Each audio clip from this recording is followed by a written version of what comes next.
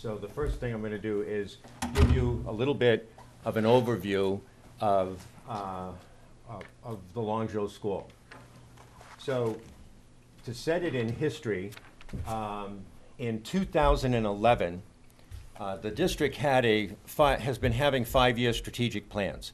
And part of the 5-year strategic plan was actually to begin to look at our enrollment, our facilities, our utilities, and it was interesting for me to go back into history because the year of 2011, we had a $6 million deficit. So from that point of view, it made me feel a little bit better, but from other points of view, it did not. And the reason it did not is because this committee of the people that are there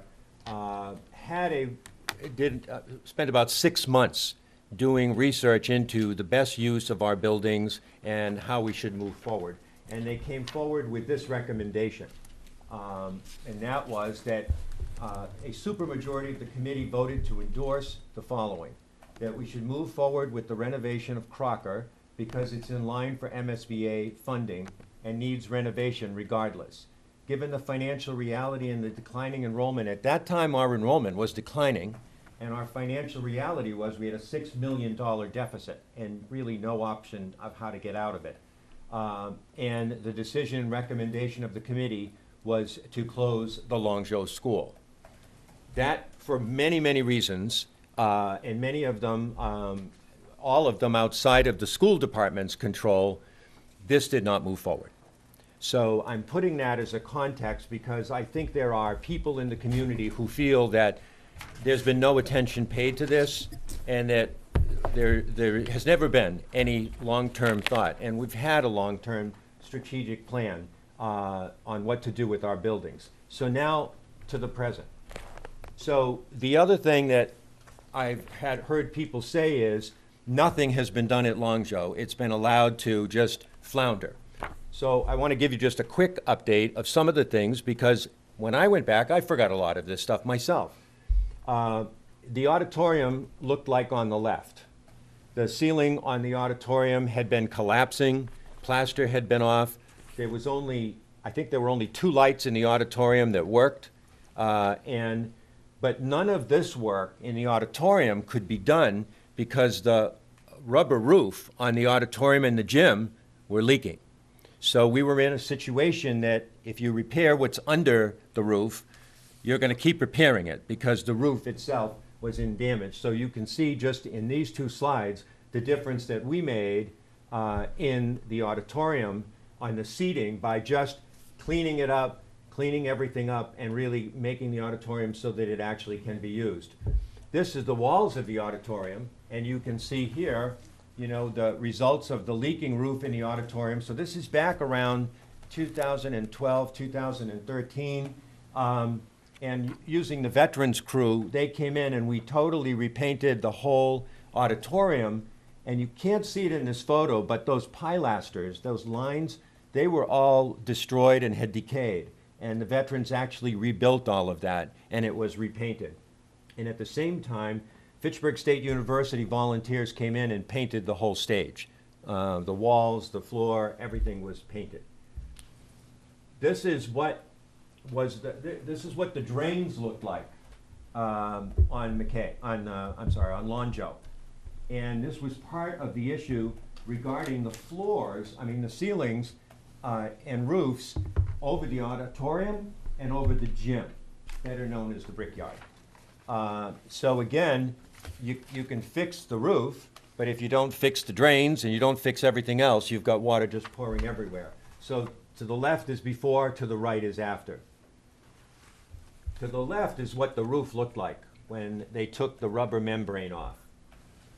So you can see that there was a lot of decay in the roof, and the drainage system was actually built into the roof, and you couldn't see it. So if there were breaks in the drainage system, it was sandwiched between the ceiling and the roof. So you didn't even know if there were any leaks or anything else. So all that was torn out. A new drainage system was put in, actually double insulation, which had not been in there before. And on the right, you can see what a rubber roof looks like. So after everything is done, the drains are put in, Everything is sealed, and that is now the roof that's over the gym and over the auditorium. In the attic, and the mayor had an opportunity to join me in the attic today, this morning, with the president of the city council. So on the left are the ducts that create the air flow throughout the building. And those are massive, and they're throughout the building to bring fresh air into the building. What was needed was some sort of a louvered system, which was not part of the original system. The school was built in 1937, so it's 80 years old this year. So there are a lot of things like this louver system that didn't exist in 1937. So there are 3 vents like that. This is right below the cupola. There's a big chamber there, and in that chamber were 3 big vents like that, and now there are those louvers that can be opened and closed to adjust circulation, and then what you're seeing in the bottom is all of the electric controls that run those louvers. Because when you look at the building, you can't see any of this.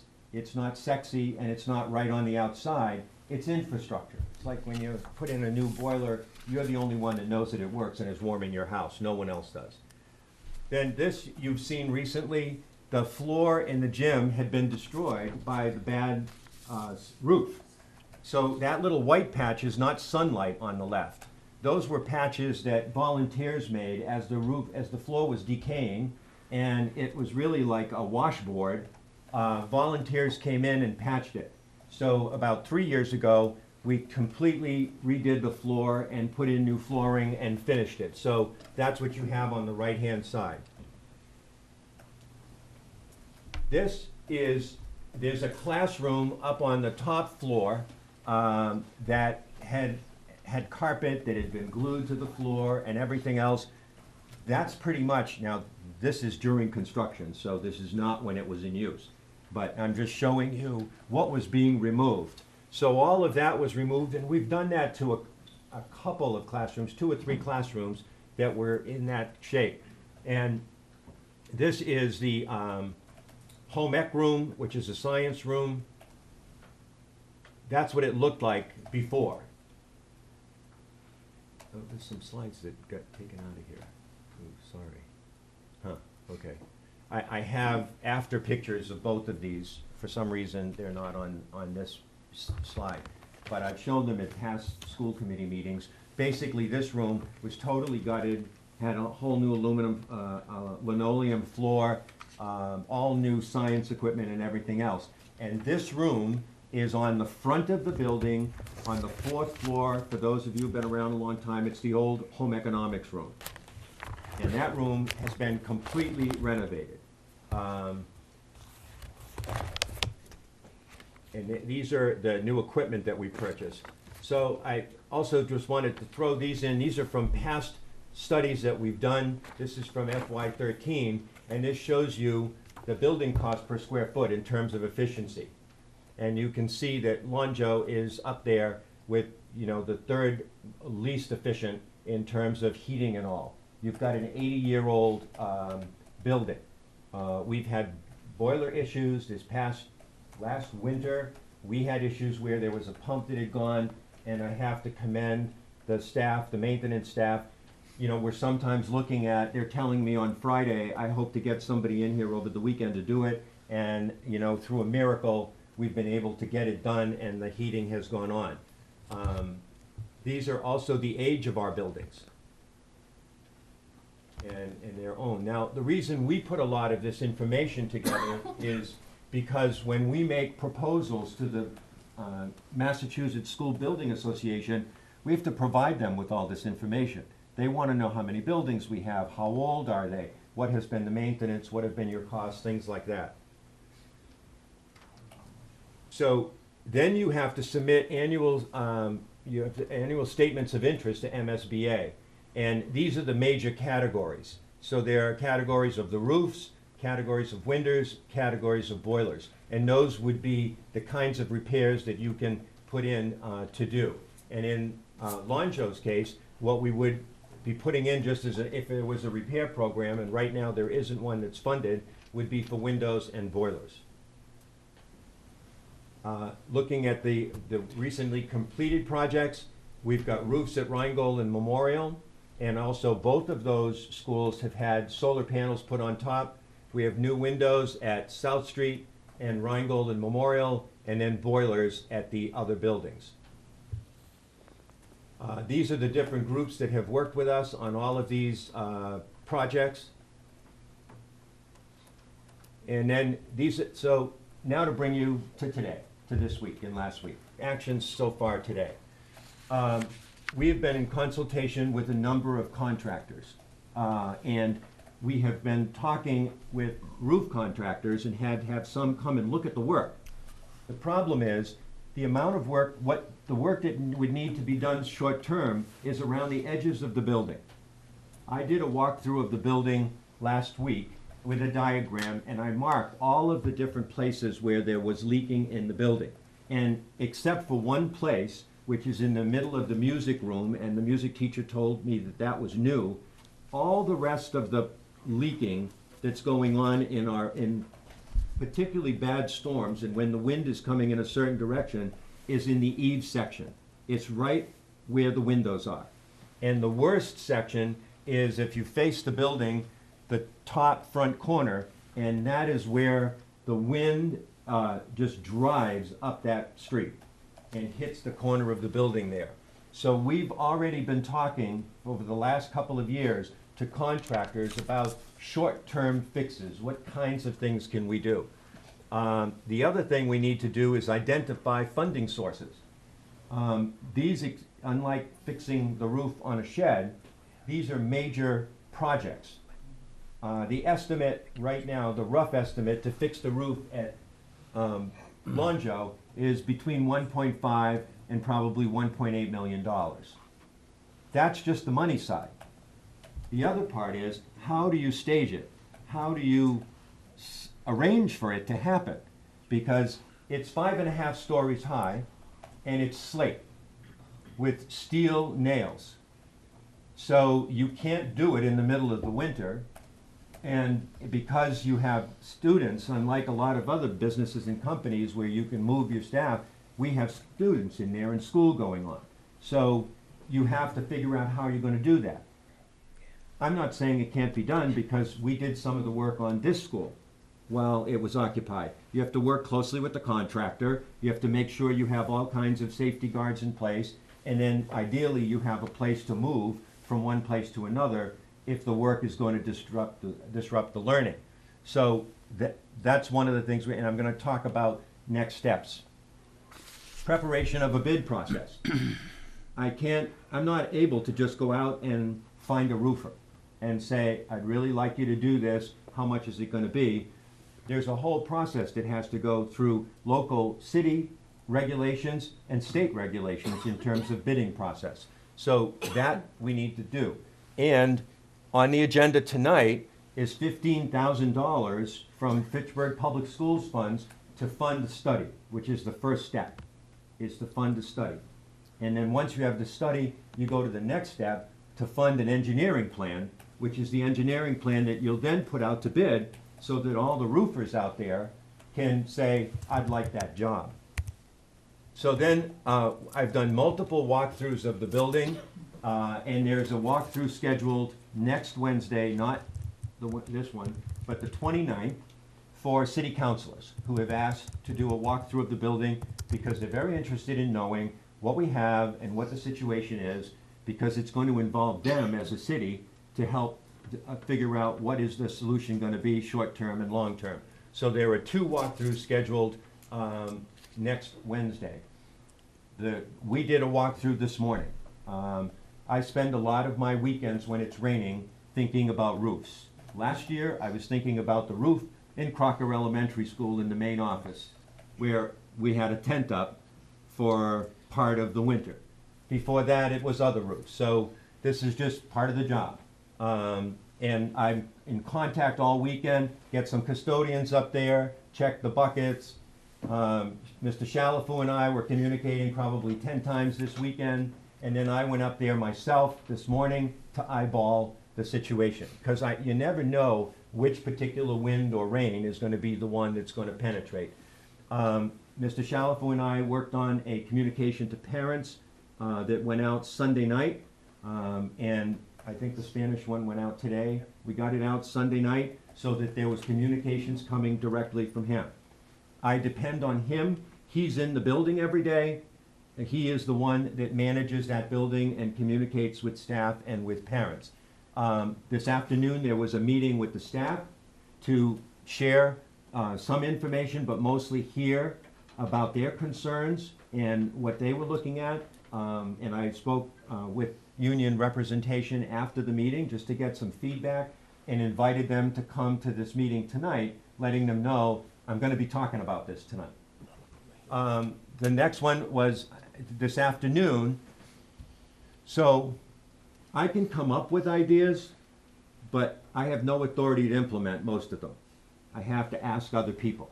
I can't spend the city's money without their permission. I can't make decisions about facilities and long-term plans without involving the mayor and the city. So last week we had numerous meetings, and we had another meeting this afternoon with myself, my business manager, my assistant superintendent, the mayor, and the treasurer for the city, Calvin. It's because I need to know before I come out tonight and talk about stuff, is this okay? Does this sound like it makes sense? So that meeting was both about staffing, about financing, and about some other things that I'm going to talk about in a minute. And then last week, I contacted the Board of Health, and I just let them know that concerns had been raised and that I was going to be working on it, and I would keep them informed and I would work with them. And the director of the Board of Health was at the meeting today that we had with the mayor and the treasurer. So here are my recommendations, and I've done a lot of thinking about this. So there's a lot of layers to this. I'm facing this way because we've got a lot of parents here and people at home know what I look like. So we have a lot of different things going on, right? One of the things I did this weekend was say, please get somebody in there and make sure that we clean all of the rooms before the staff get there Monday. If there was any debris or flaking from a ceiling or whatever, let's try to have the classrooms done. So I had a custodian there on Sunday, looking at everything, making sure everything was okay, and trying to get the rooms as clean and ready as they could. Right now, my recommendation to the school committee is that we are going to relocate all of the classrooms from the 4th floor to the rest of the school. And that's for 2 reasons. One, if I'm going to get a good assessment of the 4th floor, I cannot do that if there are students in those classrooms. And then the other part is, if I'm going to clean that, I can't do that. If we're going to try to assess the condition of the roof, we've been doing it from the top, but if we want to do it from the bottom, I don't want to do that with kids in classrooms. And then the other part is that I'm going to begin testing in the school, in classrooms. Testing for anything, contaminants of any kind that might be present. Now, lots of people speculate on contaminants. You know, you hear words thrown around, it's this, it's that. I've been very, very deliberate and consistent in the 13 years I've been here.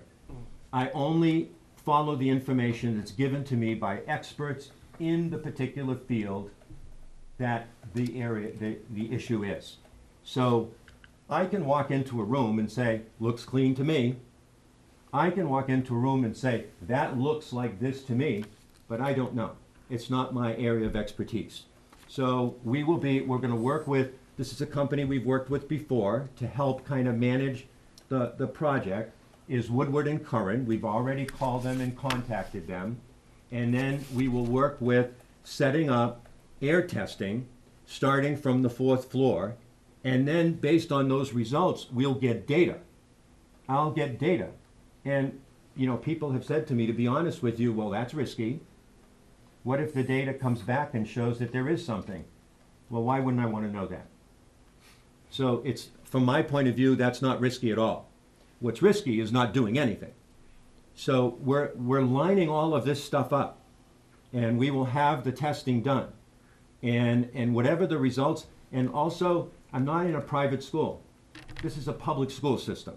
So whatever we do and whatever we have is public information. So we had air testing, an air quality test done in 2010. That report is a public report. We shared it with the teachers. We're using it to look at what it was related to those vents and all of that kind of work. And I sent it to the newspaper today. So, but that's data. Now, the thing even with those reports are, people look at them who don't know what the numbers mean. So I would recommend that if somebody has a report like that and you've never read one before and you don't know what it means, you have to have somebody explain it to you. Because there's what's called a margin, a normal margin, and it can be wide. And I would depend on Steve Curry from the Board of Health. I would give him the report and say, what does this say? And it either says, yeah, because we've had air quality reports where the windows were closed for a whole week, so it wasn't accurate. The building was not heated for a week, so it wasn't accurate. There were books and all kinds of boxes on the air exchange ventilators when the testing was done. So the air exchange was not what it should be. So those are all, this is complex stuff. Those are all the kinds of things that you have to look for. So I will be, my recommendation to the school committee is that we begin to relocate the staff and students from the 4th floor into the rest of the building, and we begin to set that stage up as a place to get an assessment on what is going on in the building. Because all of these decisions have repercussions. If we just evacuating and relocating the 4th floor, that means that now everybody's on the 1st, 2nd, and 3rd floor. So that's a change for staff, for students, for all of those things. If I end up relocating the whole school, the old Kmart building, where? Where do you put people? Where do you send people? How do you do it? And I can't just choose a place. There are lists and lists of laws and regulations on what has to be provided. And I asked the Board of Health, I said, well, are there other schools? None that are any better than what you're in right now in terms of empty buildings. Than any of the empty buildings I would be looking at. But I can't even just put staff in an empty building and kids in an empty building, and I wouldn't want my children just educated in an empty building. Crocker, those of you who've been around for a while, if you remember, the boiler gave out at Crocker. And I had to relocate the whole school for what I thought was going to be a week. It was a month. And the kindergartners went to Fitchburg State University. Thank you, Bob Antonucci, for welcoming them and feeding them for a month. And the rest of the kids all went to the field house at the high school. So the whole Crocker Elementary School taught the kids in the field house. And I have to say, it wasn't a horrible experience for them, but it wasn't ideal. And the teachers each had their box, their crate of things, and they taught for a whole month. But that's the dilemma I'm in as the superintendent, is when a facility has a problem, I have an education problem. Because I still have 600 kids that need to be educated. So that's the short term. My recommendation is the short term. So Friday, there's no problem with the heat in this building, I can tell you that right now. So Friday, Bob called MSBA, because last Tuesday we had a meeting with MSBA about the Crocker addition renovation, pre-K, a new school, an added school, whatever it was going to be. And we did, the next step was an enrollment, certifying the enrollment. So Mr. Stevens and myself and Paula and Bob went to Boston. We met with MSBA. We gave them everything they needed, and they certified our enrollment. Stamp, done. So Friday, Bob calls them and say, we might be going in a different direction here. What would you think if we came back to you and said, we'd like to look into two possibilities? The possibility of a pre-K to 4 or the possibility of a pre-K to 8 on the proper. And they said, happens all the time. Not a problem. So I went to the mayor today and said, if this is something you're open to, we can just open the opportunity of looking at what are we going to do at Crocker, you know, in terms of a school. But in the meantime, you don't build a school in 1 year. That's a 4-year process at the least. So, but if you don't start now, it's never going to happen. I had actually hoped to start in 2011. That didn't happen, done, finished. But it's part of the history.